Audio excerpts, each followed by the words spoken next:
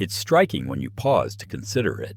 Marcus Aurelius, Emperor of Rome, commander of the ancient world, wrote in his private reflections, "We love ourselves more than other people, but for some reason, we care about their opinion more than our own." 2,000 years have passed, and still, his words describe us perfectly. Why is it that a single comment, a raised eyebrow, or a moment of judgment can so easily unsettle us? Why do we hand over our peace to the shifting opinions of others? This habit not only drains our energy, but clouds our judgment. It keeps us from speaking honestly, from acting with courage, from living with a sense of freedom. Yet the Stoics, men and women who lived in the arena of life, both literally and figuratively, left us a guide to escape this trap. Their teachings are not about arrogance or indifference, but about discipline, clarity, and staying anchored in what truly matters, our values. What follows is not theory, but practice. Wisdom tested by figures like Epictetus, Marcus Aurelius, Musonius Rufus, and Cato the Younger. Let us begin. Number 1.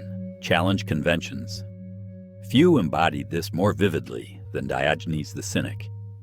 He rejected the false weight of public opinion and tested himself against society's expectations every day. He begged before statues to train his endurance to rejection. When mocked for walking backward into a theater, he calmly replied, "Yes, I walk backwards into the theater, but you walk backwards through life." And perhaps the most famous story. As he lay sunbathing, Alexander the Great himself approached and asked, "Is there anything I can do for you?" Diogenes answered, "Yes. Stop blocking my sun." His lesson is simple, but profound. Most conventions are illusions. When you stop being ruled by them, you begin to see life more clearly. Many of the rules we follow in society are not laws of nature, but customs, arbitrary expectations that we adopt without question. When we obey them blindly, we give away our freedom. Diogenes exposed this by testing these conventions and showing how hollow they were. You don't need to live in a barrel to do the same. It begins with a simple question. What invisible rules am I following? Who told me I cannot wear this, say that, or live in this way? Why does the thought of being different unsettle me? Cato the Younger, remembered as one of the most principled Stoics in public life, took a similar approach. While senators wore white, he chose dark clothing. He walked barefoot and bareheaded. Plutarch notes that Cato did this deliberately, to accustom himself to being judged, to grow free from the sting of opinion. The first step in caring less about what others think is to examine the very standards by which they judge you. But this isn't about rebelling for rebellion's sake, nor about pretending to be indifferent while secretly chasing approval. It's about conducting an honest audit of the expectations society has handed you. Are these rules just? Are they meaningful? Do they align with your values? Often, our choices are guided less by reason and more by fear of judgment. You can see this when discomfort arises. If wearing something different, speaking openly, or simply saying no fills you with unease, it may be a sign of an invisible rule operating in the background. Notice it. Question it. Marcus Aurelius reminds us, "If it is not right, do not do it. If it is not true, do not say it." The Stoic answer is clear.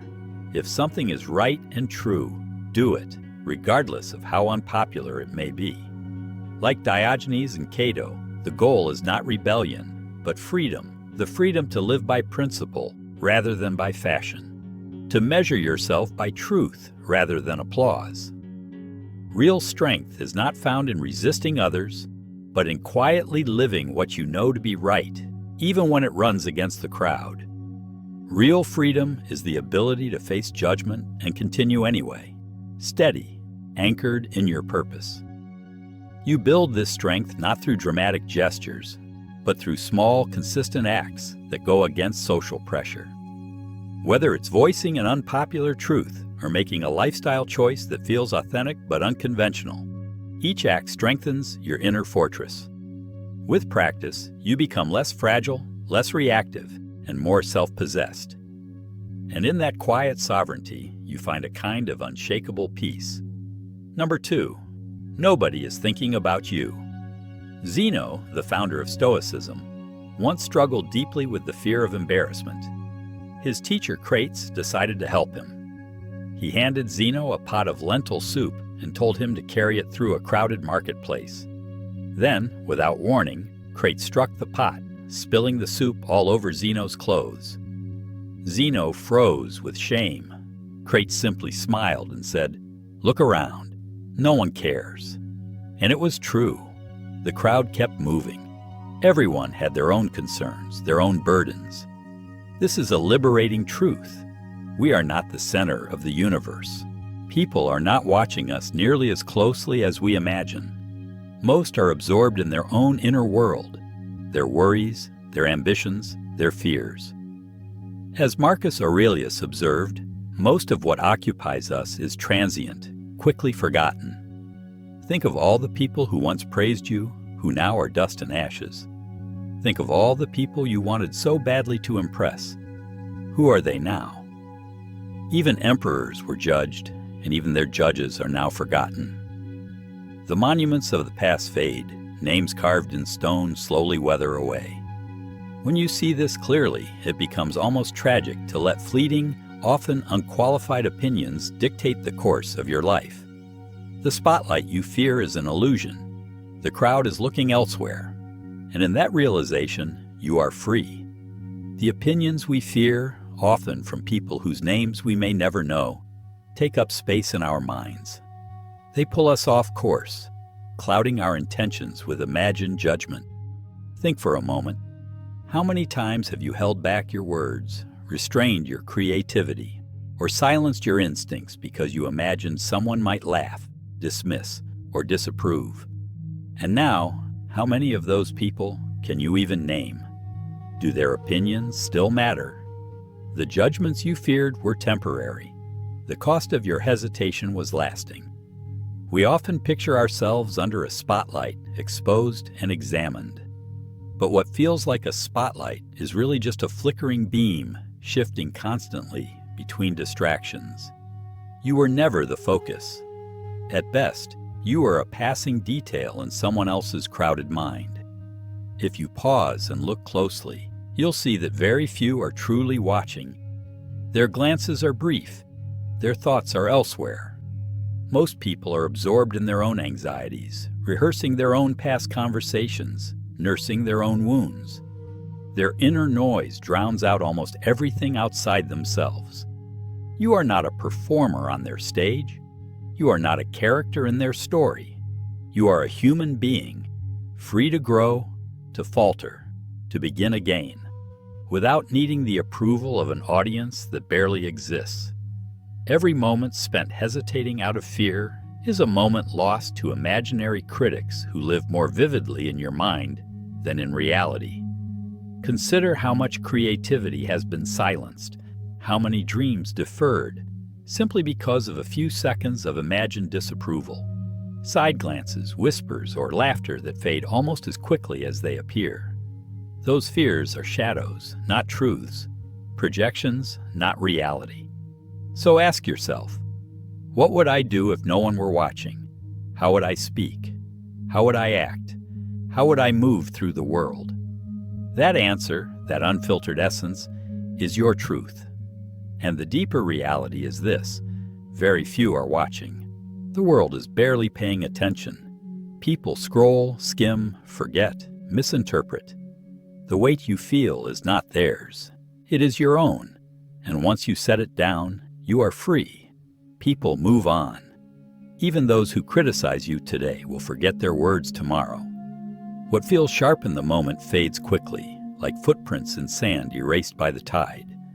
Their judgment only lasts if you carry it with you, keeping it alive in your own mind. This recognition is freedom. Freedom to try, to fail, to experiment, to act.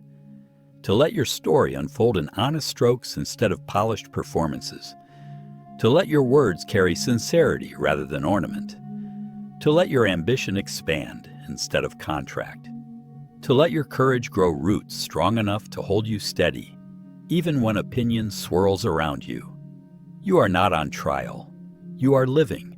You are not here to audition for someone else's approval, but to walk the path of virtue, to grow into your potential, to embody purpose, and purpose rarely arrives with applause. At first, it is often questioned, doubted, even mocked. Yet these very moments are the fire that tempers you. Life is too brief to remain in the cage of imagined scrutiny. Every time you edit yourself for the crowd, you lose a piece of who you are. No applause is worth the cost of your soul. No approval is worth the compromise of your values. The more you live your truth, the more the towering opinions of others shrink. They become faint murmurs, distant and unimportant. It is far better to endure criticism while being true than to live safely under the weight of someone else's indifference. Conformity erodes the self. Authenticity cultivates peace. So live boldly. Let others watch while you create. Let them whisper while you build. Let them laugh while you rise. Let them misunderstand while you remain faithful to your path. This is how the Stoic moves forward, not untouched by noise, but unmoved by it.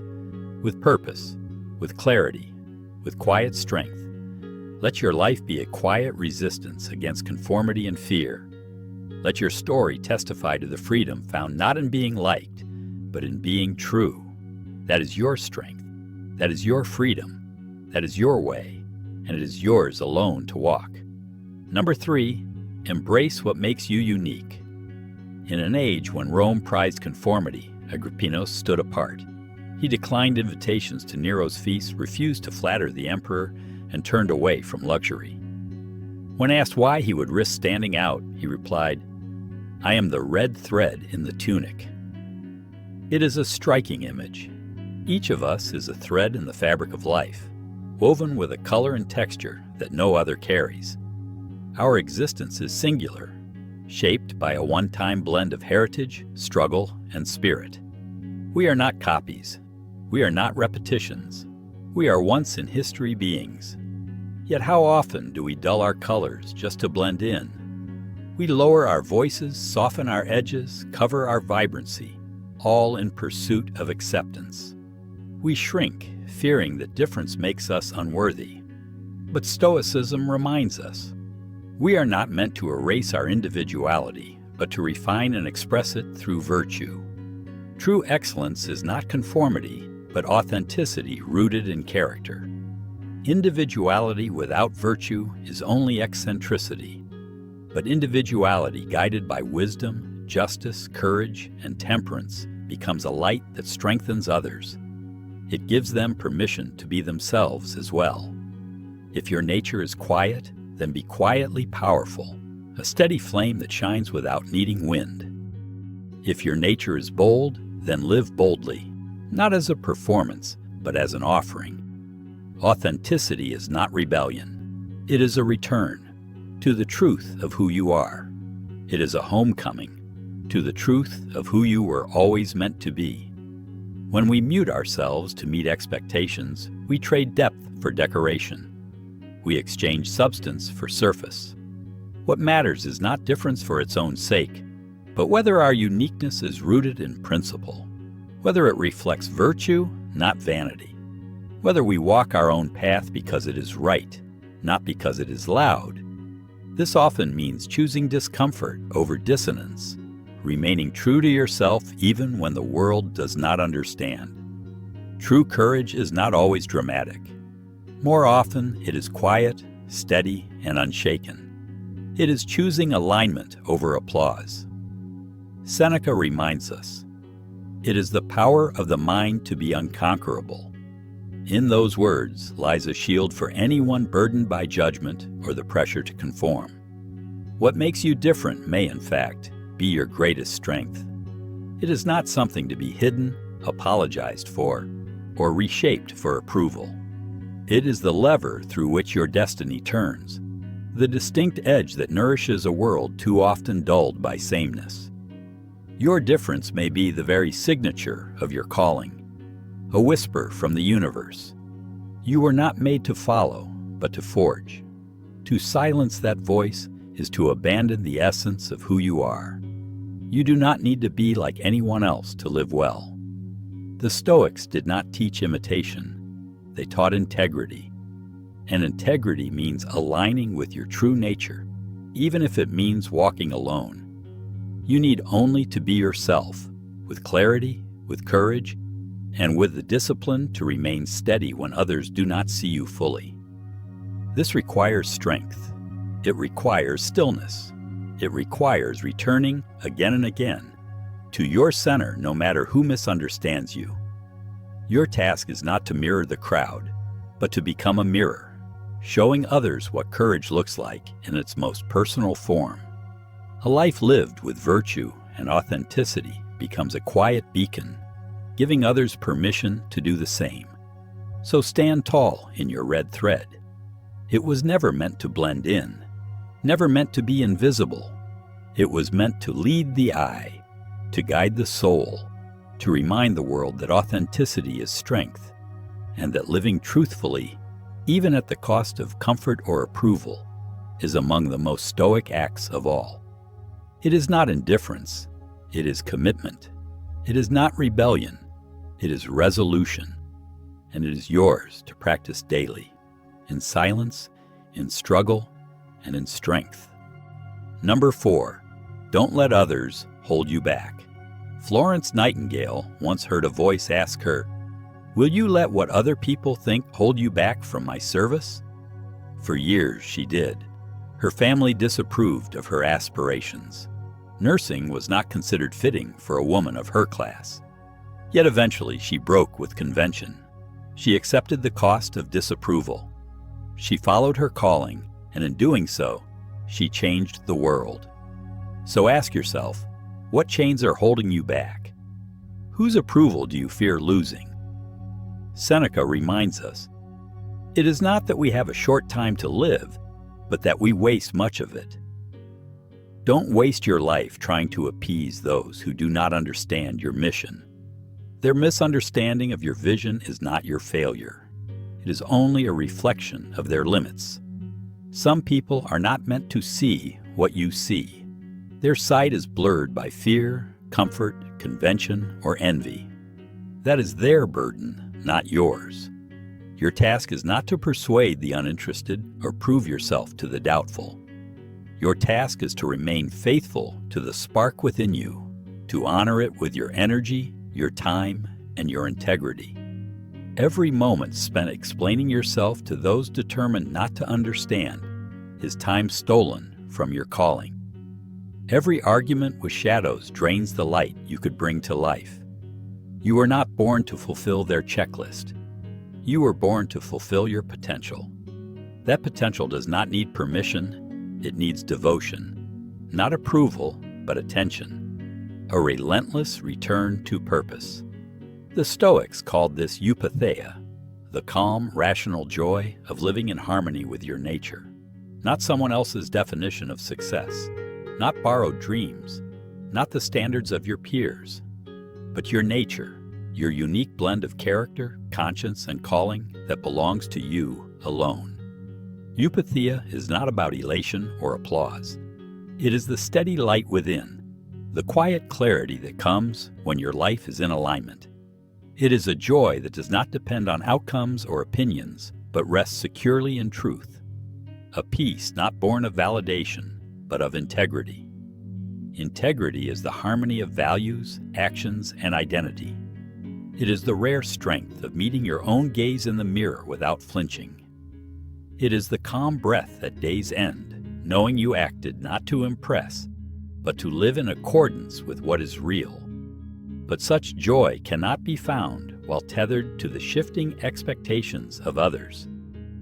If your life is lived on the leash of approval, your steps will always be constrained. The opinions of others change with the wind. What pleases them today may offend them tomorrow. Their values may be shallow, conflicted, or shaped by fear. Many do not live from self-mastery. They are carried by trends, ruled by ego, unsettled by insecurity. And if you anchor your worth to their view of you, your life will be restless, never still, never whole. A tree cannot grow deep roots if it keeps shifting to follow the wind. In the same way, your soul cannot grow strong if you bend continually for approval. Strength requires stillness. Purpose requires perseverance. To become who you are meant to be, you must know who you are and be willing to endure misunderstanding. True joy, Stoic joy, begins when your identity is no longer tied to the crowd, but rooted firmly in your own moral compass. Not the compass handed to you by an unhealed parent, nor by a culture obsessed with comparison, nor by friends whose care is conditional, but your compass, the one etched by truth, refined through experience. A compass that does not demand perfection, but presence. One that does not chase trends, but quietly follows what is true. And in following your compass, you may not walk the straightest path, but you walk the truest one. From that place, you are free. Free from the distortion of expectations, free from the prison of false roles and hollow praise.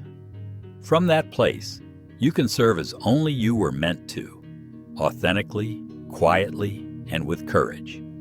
This is the final key. Your mission was never only about you. It is about what your presence gives to the world when you show up undiluted. What you build with your gifts and your steady persistence.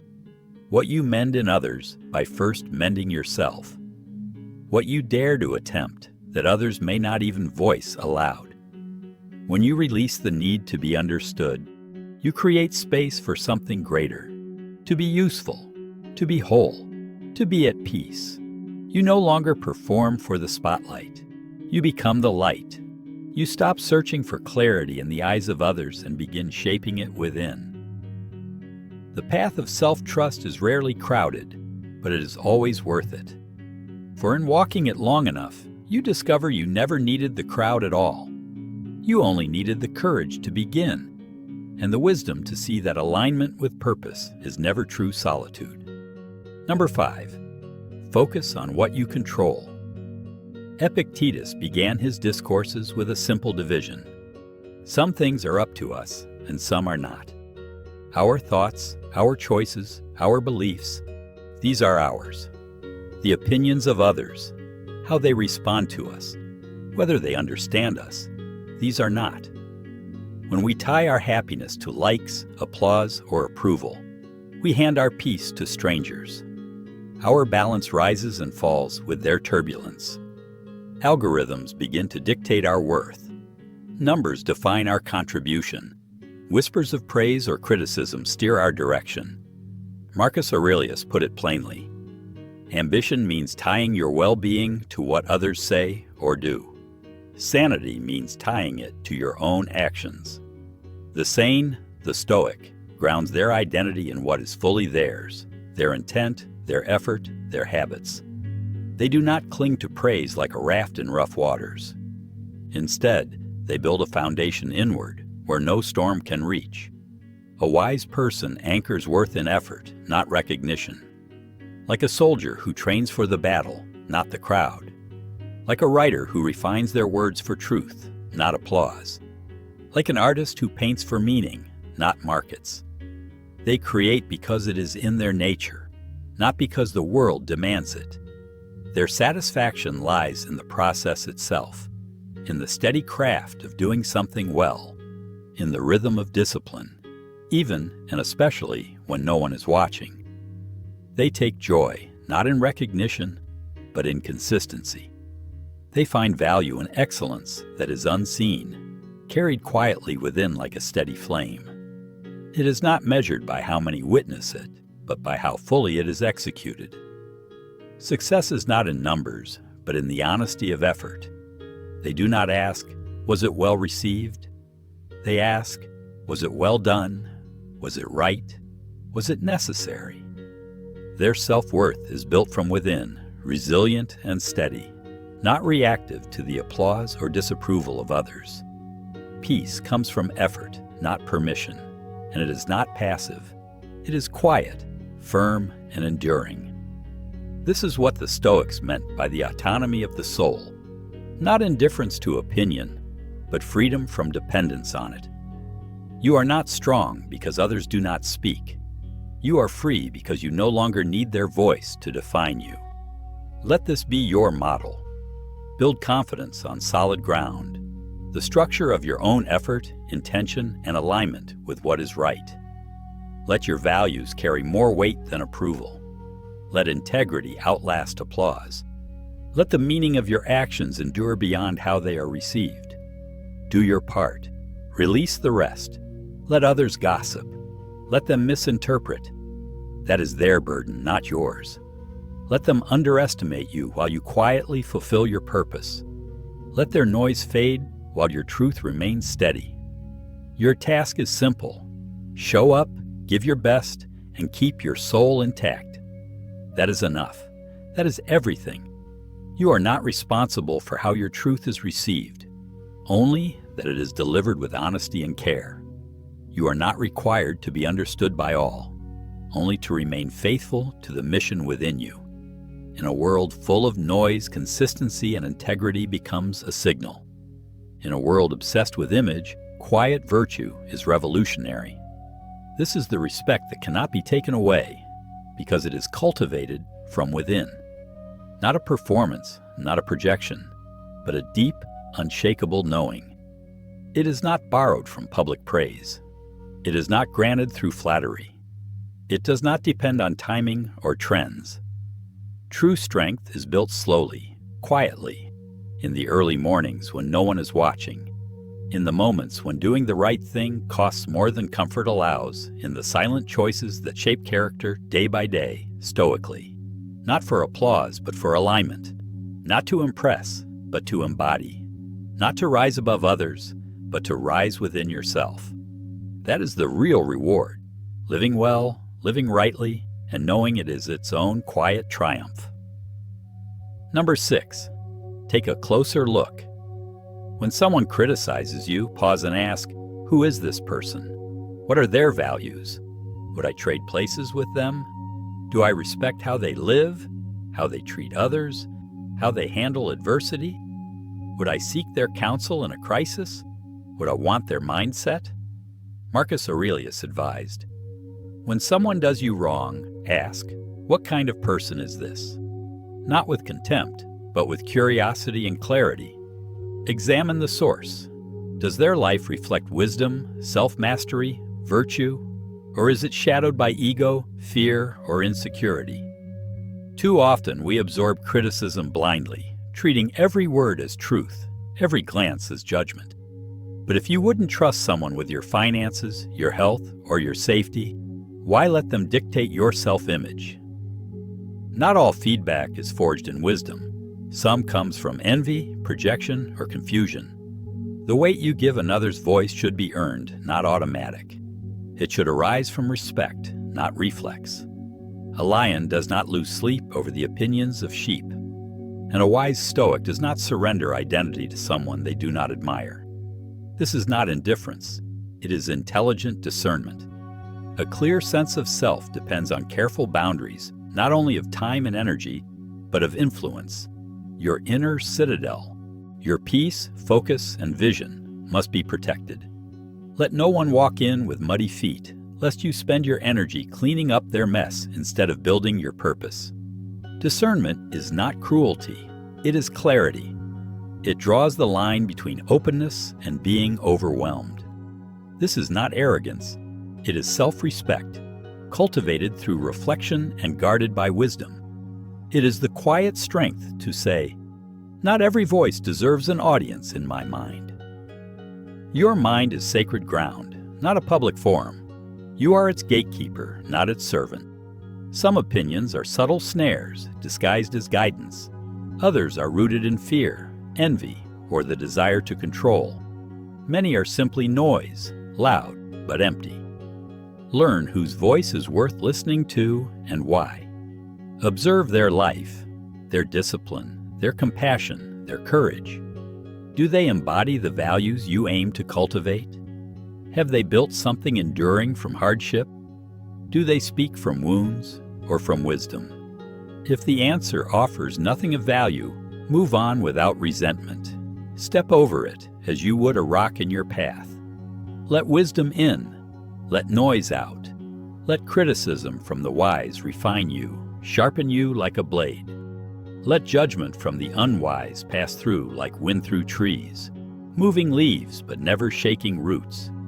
You cannot stop people from speaking. Words will fly through the air like arrows, some precise, some erratic, some aimed at you, others flung carelessly. You cannot control the launch, but you can choose whether they pierce your skin or fall harmlessly at your feet. That is your power. That is your boundary. You can build armor, not the kind that hardens you into bitterness, but the kind that strengthens you in wisdom. Armor made not of silence, but of selective hearing, not of detachment, but of disciplined interpretation. In every encounter, you have a choice. Which words will you carry home, and which will you release? Words from truth, or words from someone else's chaos? You decide which words you hang on your wall as lessons, and which you let fall to the floor as noise. You do not have to accept every sentence that reaches your ears as truth. Not every opinion deserves a place in your story. This is one of the highest Stoic arts, to sort with reason, to filter with wisdom, to respond from strength rather than react from insecurity. The more you practice, the less vulnerable you become to emotional turbulence. Opinions become like clouds, passing shapes, not permanent truths. This is the essence of Stoic discernment, to step back, observe the source, and ask, does this deserve to shape me? Does it align with my values, or is it simply noise dressed as importance? Most of the time, what seems urgent is merely loud. What appears powerful is often only persistent. So we learn to evaluate with calm, not react with chaos. We become selective, not to isolate ourselves, but to elevate the quality of what we allow into our minds. Just as we would not consume food handed to us by a stranger without question, we should not absorb every opinion without reflection. This is the Stoic way, not to silence the world, but to rise above its clamor with discernment and dignity.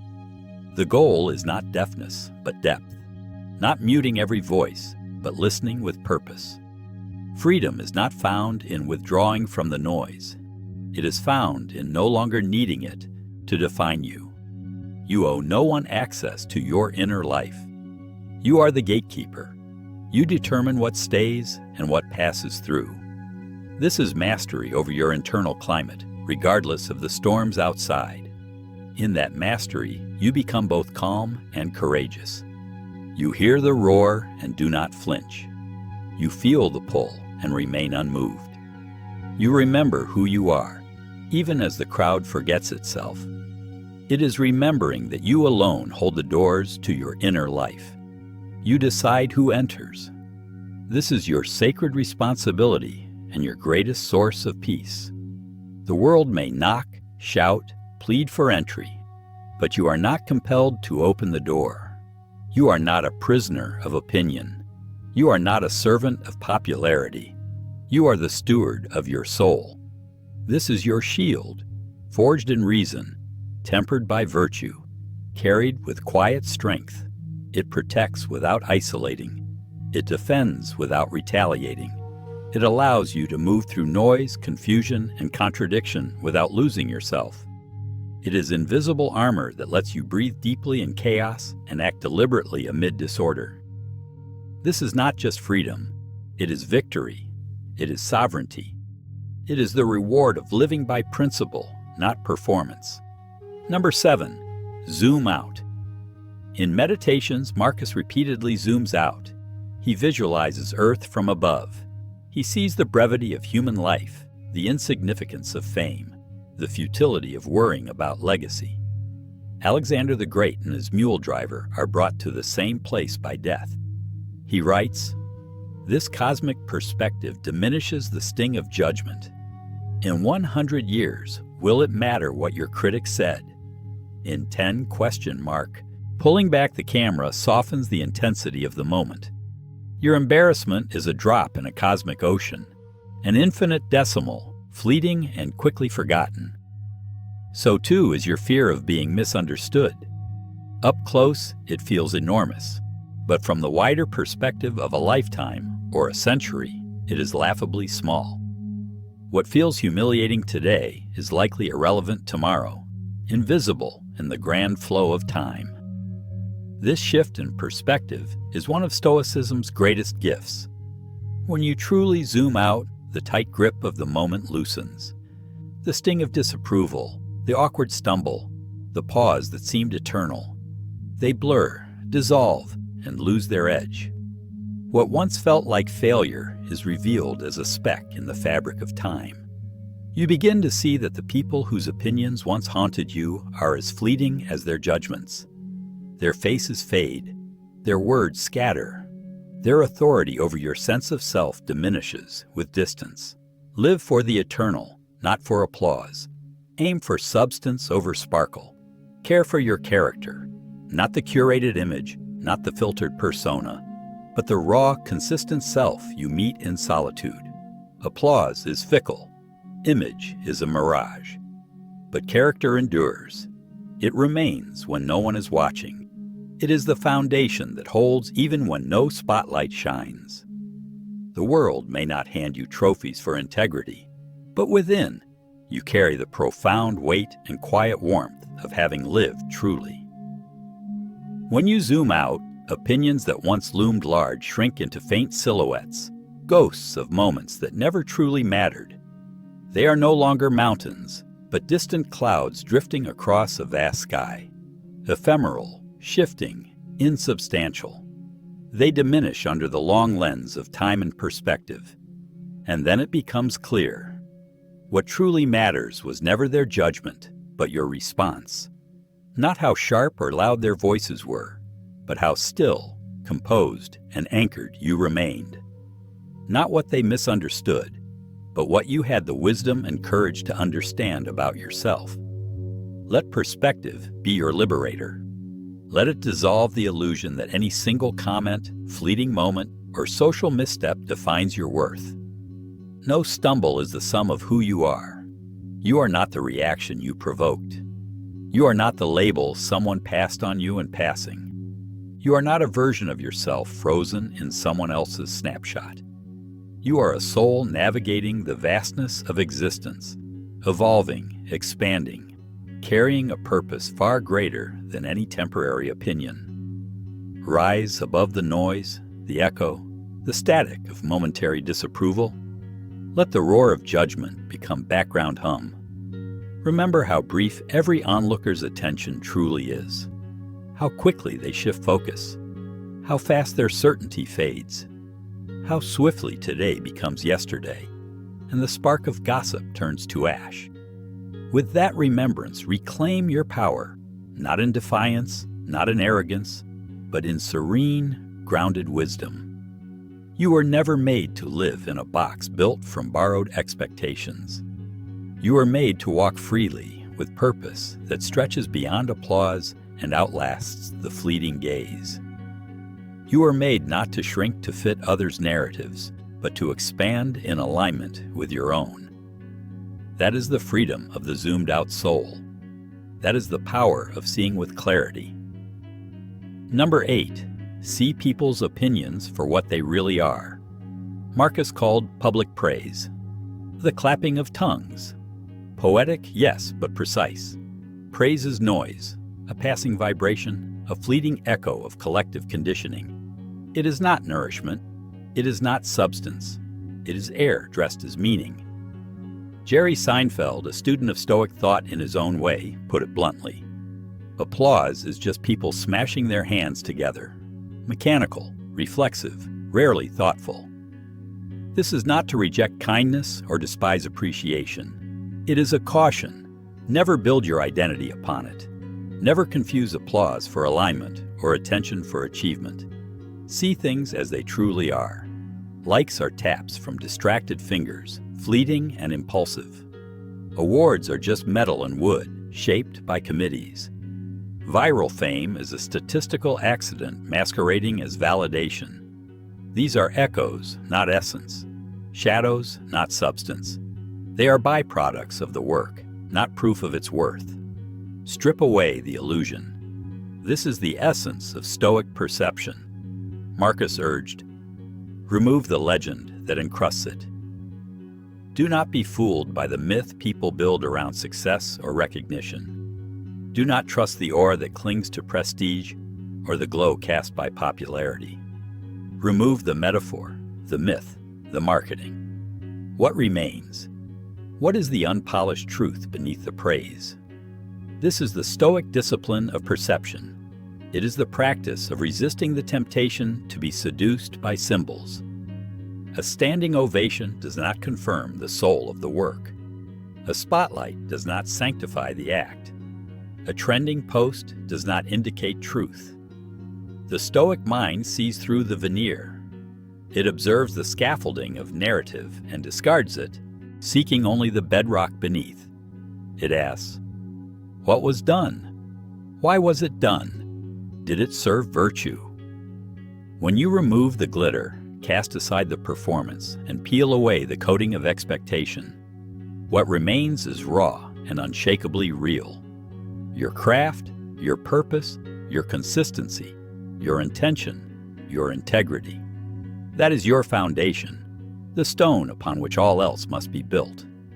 That is your quiet power, the strength that does not beg to be seen, but cannot be ignored.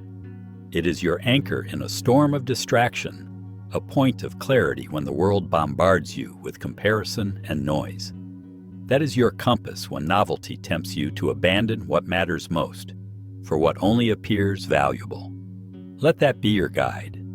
Not the applause, not the ratings, not the trends, not the nod of the crowd, but the deep, unwavering truth that lives in the effort you bring, the meaning you breathe into your actions, the value you create in solitude, and the principles you uphold when no one else is watching. That is what endures when applause fades. That is what builds peace in a world that profits from anxiety. That is what allows you to stand still with conviction while the world spins in search of validation. It is what gives you the courage to persist, not because you are celebrated, but because you are honest. The discipline to remain loyal to what is right, to what is real, is your greatest form of wealth. In that fidelity to your values, you become rooted. In that rootedness, you become unshakable. Number 9. Identify the opinions that actually matter. Caring what everyone thinks is foolish. Caring what no one thinks is dangerous. The Stoic path lies between. Learn to discern whose opinion is worth your attention and why. Your life cannot be lived according to every voice that calls for it, nor can it be entirely deaf to feedback. The key is listening with discernment, not dependence. Marcus Aurelius cherished mentors like Antoninus Pius and Junius Rusticus, men whose wisdom and character merited his attention. Let their example guide you. Attend to voices that illuminate, strengthen, and align with virtue. Let the rest pass like wind through leaves. He welcomed feedback not because he needed approval, but because he respected character. The wisdom, restraint, and virtue of certain individuals give weight to their words. Seneca advised keeping a wise example always in mind, a Cato, a Socrates, a Zeno, someone to emulate, someone who serves as an internal compass. These are not just role models, but filters. Through them, you can ask, would this person give this same advice? Would they agree with this judgment? When you receive feedback, ask, is this person virtuous, experienced, wise? Do they walk with integrity? Are their words rooted in principle or pettiness? Do they elevate the conversation or merely echo the crowd? Are they offering insight or projecting their own fears and limitations? If the answer is yes, consider it deeply. Such voices refine, sharpen, and guide. If no, discard it without resentment or reaction. Not all judgment is poison. Some is a mirror, but ensure the mirror is clean. And remember, Even a clean mirror reflects only what is already present. Your task is not to please the reflection, but to learn and grow from it. The wise do not isolate themselves from all critique, but neither do they open the gates to every passing opinion. They build an inner advisory council composed of the just, the principled, the experienced. Only these voices echo in the chambers of self-reflection. Others may shout, but they are not heard. Others may judge, but they are not obeyed. That is the Stoic way. Not silence, but selection. Not indifference, but insight. Not approval-seeking, but value-based listening. Let the voice that guides you be the one that calls you higher, not the one that simply calls louder. Number 10, don't chase respect. Earn it. Reputation is not in our control, but character is. As Cato once said, we cannot guarantee success, but we can do something better. Deserve it. That line distills the essence of Stoicism into living practice. Focus not on what you receive, but on who you become. Reputation may open doors, but it is character that determines whether you belong in the room. You may never be widely admired, but you can be quietly worthy of admiration, consistently without seeking recognition. You may never be loved by all, but you can love your own conduct. Self-respect earned through alignment, not applause, is the only kind that endures through silence and seasons. Respect, when chased, often slips away. It becomes a mirage. The closer you pursue it, the farther it drifts, always just beyond reach. Its nature is fickle, dependent on the mood of others, the moment, or the angle of perception. But when you live with discipline, justice, courage, and wisdom, when you act not for recognition, but from principle, respect finds you. It finds you in unexpected places. A quiet nod across a room, the stillness after speaking truth, the subtle gravity of a reputation earned, not announced. It becomes something you radiate naturally, not demand. Let your actions speak louder than your words. Not your speech, not your performance, but the way you carry yourself when no one is watching.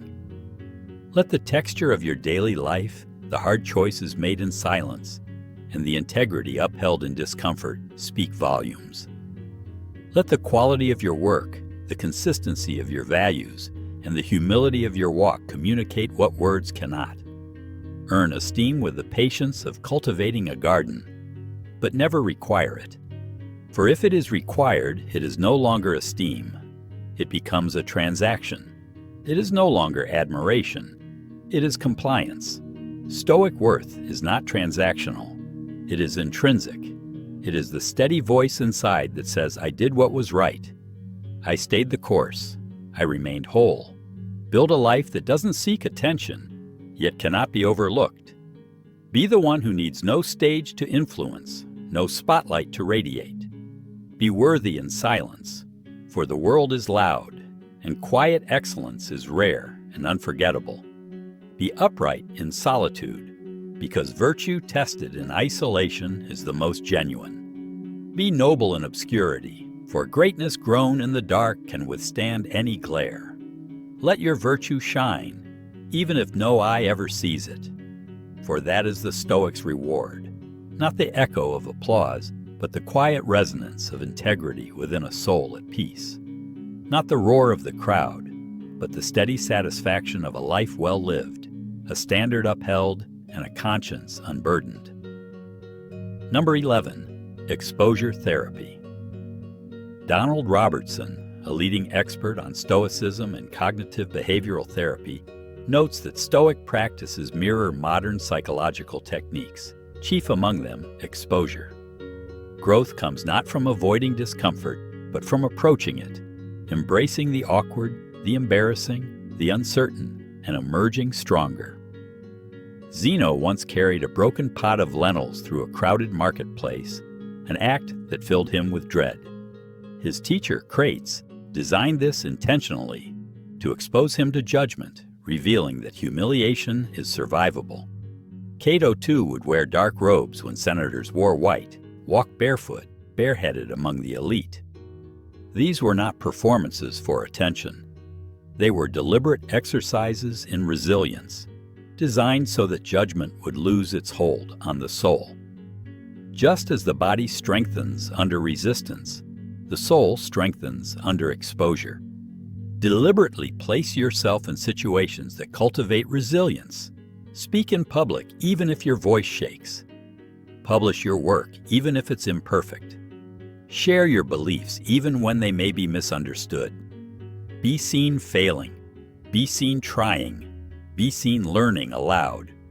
Growth does not occur in the shadows. You evolve by standing in the light, by stepping into visibility and discovering, often to your surprise, that it does not harm you. Fear of judgment diminishes when confronted. Imagined horrors give way to manageable discomfort and eventually to nothing at all. The monster in the closet was always smaller than the story in your head. Start small, but start with intention. Seek moments that stretch you, that press against the edge of discomfort. Wear the garment you fear will draw judgment. Speak the sentence you've held back. Sit in the silence that follows. This is how the soul learns to stand steady when eyes are upon it. This is how freedom is earned, not by avoiding judgment, but by outgrowing the need to fear it entirely. Number 12.